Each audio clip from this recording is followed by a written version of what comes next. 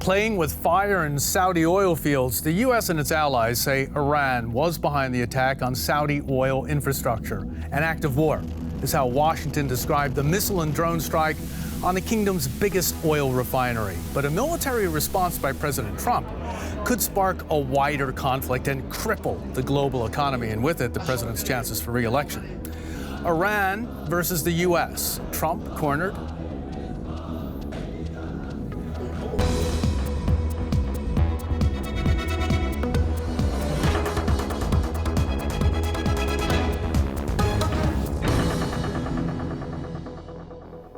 Hello and welcome to the Point. I'm Brian Thomas. Thanks so much for dropping in today.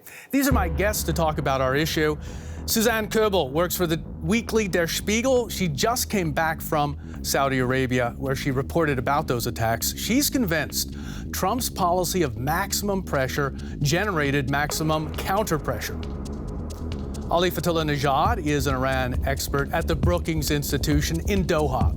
He believes Iran seems to have overplayed its thus far well-calculated strategy of escalation. And Rick Noack is a correspondent for the Washington Post here in Berlin. He says Trump's so far hesitant response may both reflect concerns over a military conflict ahead of the presidential elections 2020 and the lack of a consistent strategy in Iran. Thanks so much to all of you as well for being here today. Susanne, if we could start with you. You're just back from Iran, from Saudi Arabia rather. Are people in that country worried about an attack by Iran, by a war in the region? They are, definitely. I mean, there is a war going on in the country in the south, in Yemen, since 4 years and 6 months. They don't see so much of this war, but this is definitely a repercussion which goes straight and directly to the heart of the country. They see that there is destabilization in Syria, in Iraq, all around them. So they really fear that this could come to them. This could strike the country and destabilize the country. Ali, what about Iran? You know, the fears of destabilization in the wider region are present, as we just heard, in Saudi Arabia. Is that an issue for the people of Iran? I think that no one wants to have a war in the region. I think, you know, there have been a lot of wars in the past decade in this region that have been calamitous. So this is why a lot of regimes in that region, including the Iranian one, but also the Saudi one and others, always play the fear card when it comes, for example, to protests. So they always point to other, you know, war-ravaged countries. But I think the threat of war is, you know, is very much on people's minds, or the concern of war. But then again, I think, you know, neither the Iranian nor the American side can really, you know, bear the costs of any large military confrontation.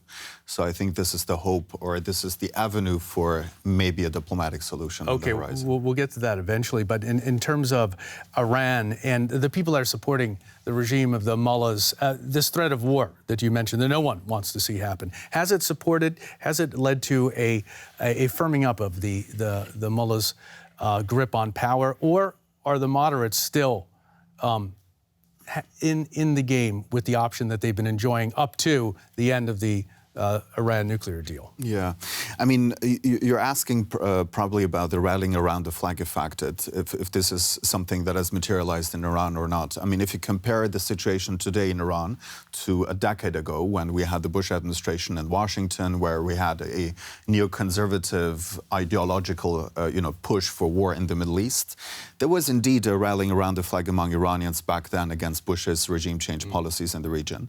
But this time around, given the very deep-seated crises that the Iranians face at home, socioeconomic, political and ecological, I think the main blame is put on the regime for all the problems, also including the economic challenges.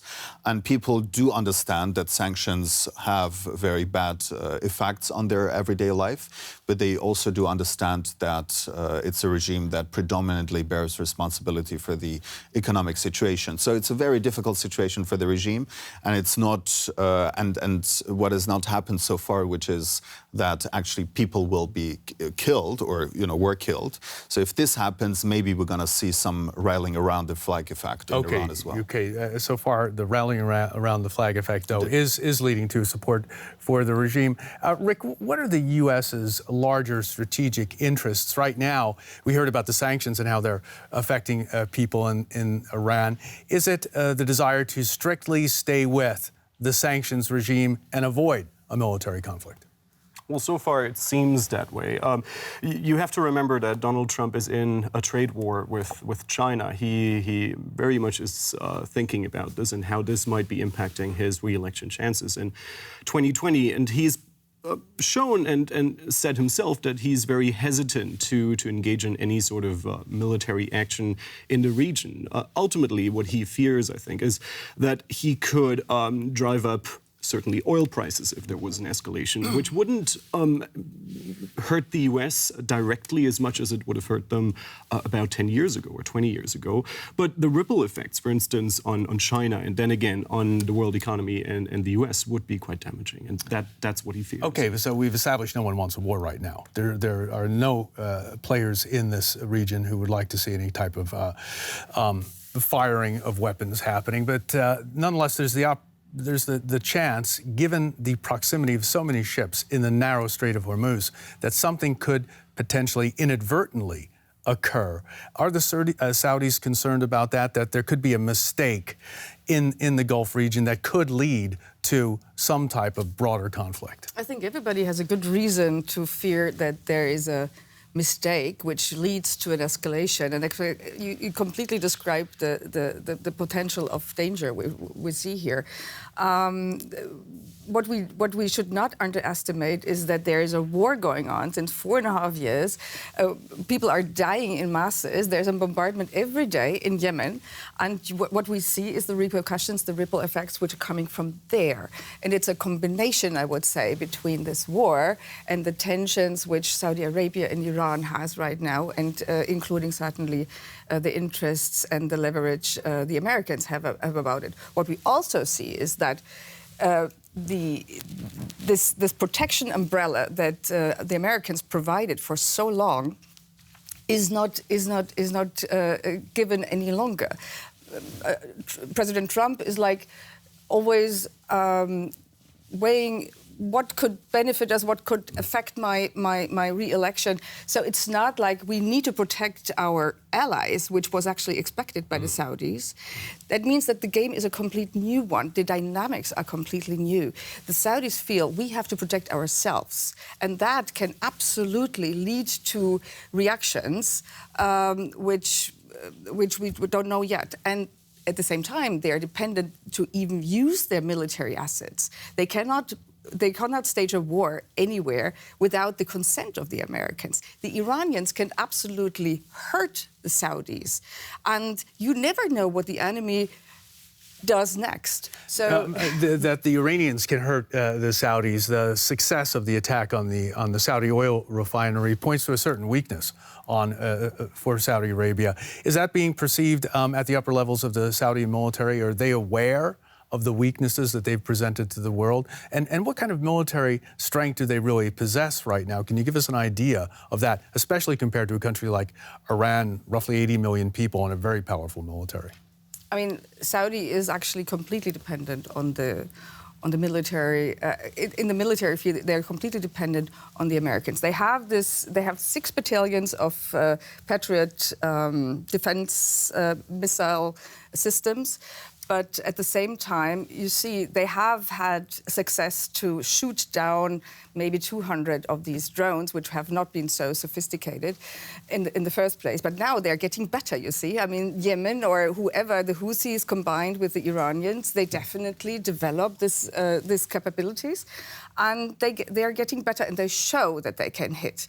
And the systems the Saudis have to protect themselves are definitely not sufficient. Okay. Means that if they want to strike back, if they want to strike back, they would need to have the support of the Americans. Without, they can't. And it's one reason the Americans probably just sent a new contingent of soldiers to Saudi Arabia over the last week or so. Rick, when we look at the potential impeachment problems in Washington right now, how's that affecting American foreign policy in the region? Is America going to be more focused on its internal struggles in Washington than it should be on its foreign policy objectives? Well, certainly it's going to turn the focus very much inward. It also means that the House of Representatives, Congress, certainly won't want to give Trump a victory on any front. So that's going to intensify those partisan battles even more. Okay.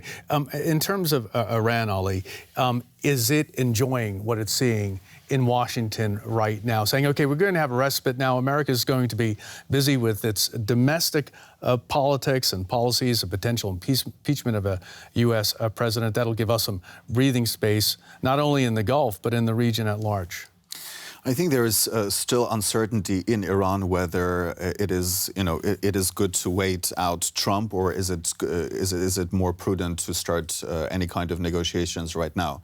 I mean, for many years, for the last few years, people were saying that basically it's we should wait and see. But then again, I mean, if you look at U.S. Democratic presidents, they're not more friendly to Iran, and also the position of the U.S. Congress vis-a-vis Iran is not going to change overnight. Mm-hmm. So I think for the Iranians to wait and see what will happen is it's not that relevant. But on the other hand, what is relevant is the Iranian calculation that Trump is not interested in a war, and this has been underpinning Iranian strategy for the past half a year. Of a series of well-calculated steps and measures of provocation of destabilization in the Persian Gulf region. And also this latest attack on the Saudi oil refinery just shows that how much Iran is still convinced that Trump doesn't seek war. There's speculation that the attack on the Saudi oil facilities was in direct response to the attack allegedly by Israel. They did not confirm or deny on a Shia militia arms depot in Iraq that was armed or supplied with weapons from Iran. Do you think that's possible? Well, this is one of the narratives that we have besides the Yemen Houthi rebels narrative. And this particular narrative says that against the backdrop of Israeli attacks in August against Iranian allied Shia militia, Hashd al-Shabi, the Popular Mobilization Forces, and this particular attack by the Israelis was financed by the Saudis. So this is one kind of narrative that we have. This is why the Saudi oil refinery was attacked as a response. Okay, and this is a way to have a low-level kind of a conflict that doesn't wind up into a broader conflict, this tit-for-tat kind of response. Let's take a look now at Iran. Ever since the U.S. withdrew from the Iran nuclear deal, Iranian provocations and violence have been escalating in the Gulf. Iran has seized tankers. It's threatened British and international shipping, and if Western intelligence is right, conducted strikes, as we just mentioned, on oil production that immediately took 5% of the planet's fuel offline. Drone strikes on two major oil installments in Saudi Arabia. Houthi rebels loyal to Iran were quick to claim responsibility. In the US, Trump thinks he knows the real culprit, Iran. They're the ones who should be put in their place. We just imposed the highest level of sanctions on Iran's central bank and sovereign wealth fund. All nations have a duty to act. No responsible government should subsidize Iran's bloodlust. It's also a war of words between Donald Trump and Iran's President Rouhani. The enemy has chosen a path that it calls economic war, but is in fact an act of economic terrorism against the nation. That's how Rouhani responded at a military parade in Tehran. But the threat of a real and devastating war is still imminent on both sides. Will the Persian Gulf erupt? Ali, is the Iranian president right? Is America engaged in economic terrorism against Iran? Well, this is what his foreign minister was also calling economic sanctions against Iran by the United States. And I think, I mean, it's part of the Iranian PR to, counter that kind of move by the U.S. by using such harsh language. On the other hand, of course, there is a whole discussion about economic sanctions and their impact on the civilian populations. And there are, of course, human rights issues that are of concern, and that the imposing country has to, take care of. But also, when it comes to economic sanctions, there are also local autocrats who do benefit from any kind of imposition of sanctions. So it's not that easy. Okay, where does the American public, Rick, stand on this? Do they back the president's position on Iran not going forcefully in, as John Bolton, who's no longer with the administration, would have liked, and counting on the sanctions regime and possibly some back-channel discussions? Well, there's certainly no appetite in the United States for any military escalation. In fact, the president himself had promised to withdraw troops from Afghanistan. He hasn't done so yet. He's under pressure to do so. So the public certainly is very wary of any escalation of that sort. But they're also skeptical of Saudi Arabia. So in a poll recently, about 2/3 of Americans said Saudi Arabia is not really an ally. It's not really an ally they can trust. And that raises a lot of questions. Of course, a lot of Democrats are skeptical of Iran as well, but they say that Trump's moves by withdrawing from the Iran nuclear deal have actually made matters worse. So they blame him for that escalation we've seen. Okay, now, Susanne, the U.S. is building a coalition in the Gulf right now. It has 20 warships, 20,000 soldiers and sailors in the region, 103 strike aircraft, and it's been asking Germany to participate in the military coalition to protect the oil that also fuels German industry. Do you see Germany at some point contributing a military component to help out with the efforts in the Gulf? At the end of the day, they might go with that. At the same time, I'm sure that most of the Germans are not happy if it's not under the flag of UN. The United Nations are actually pretty much the only body they would accept. Right now, there is so little sympathy for the strategy which comes from the US, that because it's so unpredictable and people really don't buy it. Every day they wake up and they have another strategy from Mr. Trump. So they would certainly prefer if this would be under the umbrella of the United Nations. But we are allies, and if it's not really the first step of a new escalation, they might go with it. Okay, Rick, you mentioned Saudi Arabia and 2/3 of Americans not being happy with that alliance and partnership. Let's talk about Saudi Arabia and whether it should be a partner for the West. It's been, at least through its allied troops in Yemen, responsible for the killing of civilians. It's assassinated a journalist, Jamal Khashoggi. It suppresses, of course, women, and it's a world leader in execution. So many are asking, why should the West be allied with Saudi Arabia? That the world has a responsibility to ensure the safety and security of this region and to ensure and to deter Iran from engaging in aggressive behavior. But Saudi Arabia is also an aggressor. The journalist Jamal Khashoggi lived in exile in the US and was murdered while visiting the Saudi embassy in Turkey. His remains were never found. Saudi Crown Prince Mohammed bin Salman is suspected to be liable for his killing. Saudi Arabia is also an aggressor in Yemen. The country has become the battlefield on which Saudi Arabia and Iran wage a proxy war over regional dominance. Armed with weapons from the West, they've shown little remorse for the damage they've caused. Saudi Arabia has also been aggressively exporting its state religion, Wahhabism, an austere interpretation of Islam. They finance schools, foundations, and mosques in Europe, like here in Belgium. Should the West back Saudi Arabia?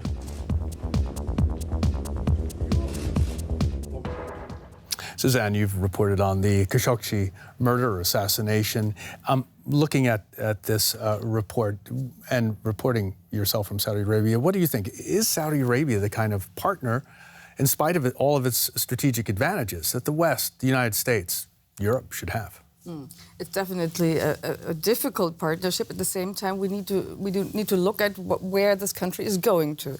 It undergoes a dramatic, fundamental transformation. I mean, you would not believe what you see right now. There is the youth is definitely supporting the Crown Prince. And even if we in the West would criticize him for a lot of things, the youth, which are the absolute majority inside the country, definitely are with him and supporting him. At the same time, the older people, the oldest Saudis, the establishment is very critical towards him because he is actually more or less concentrating all power and all decisions only on him and the king.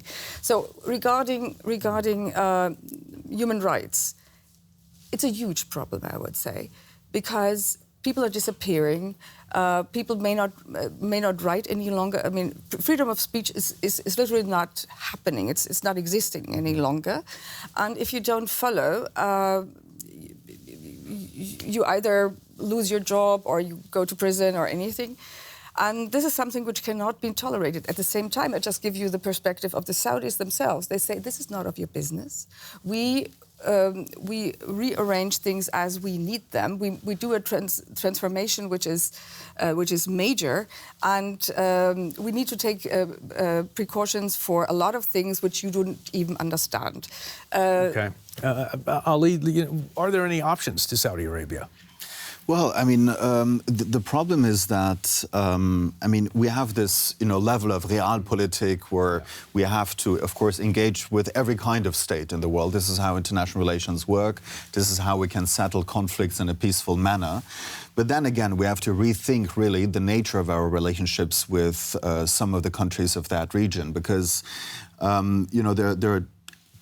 there are important questions when it comes to those issues. That is it really in Germany's and Europe's benefit to have such close relationships with autocratic regimes, or is it counterproductive? Because if you do engage with autocratic regimes and you engage in a policy of authoritarian stability that has been the hallmark of European policies towards its neighborhood for the last few decades, then you will increase the contradictions in that country. And so those stable partners are just, superficially stable. But those contradictions the problem is that all those dictatorships are not stable in fact, and they're not. And the contradictions continue. The contradictions continue to exist regardless. So why not move to a different platform in the region? Bahrain, the United Arab Emirates, Djibouti. Couldn't they serve that purpose geographically that Saudi Arabia has right now?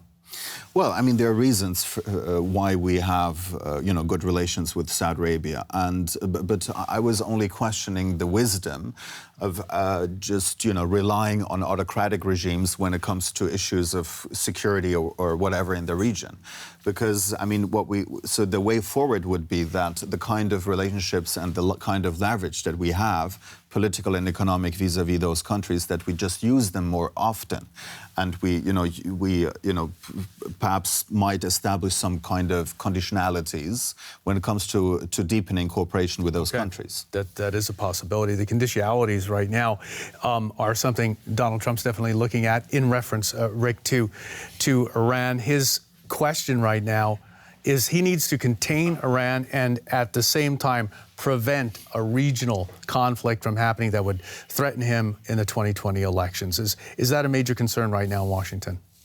Well, certainly the concern is, on one side of the political divide, you have the hawks who think that he's essentially caused all this by being too cautious. On the other side, you have some of his own supporters, but also a lot of Democrats who say he needs to be very cautious and continue, essentially, that path. He's essentially maneuvered himself into a situation he can't really get out without looking bad for one of those sides, essentially. And it's really his own problem. It's really, he's caused that problem himself by drawing out of that deal. Drawing out of the 2015 nuclear deal. Let's get some brief assessments to wrap it up. Susanne, what do you think? Will the president manage to contain Iran and at the same time avoid sparking a wider conflict? He absolutely has to, because he doesn't have another choice.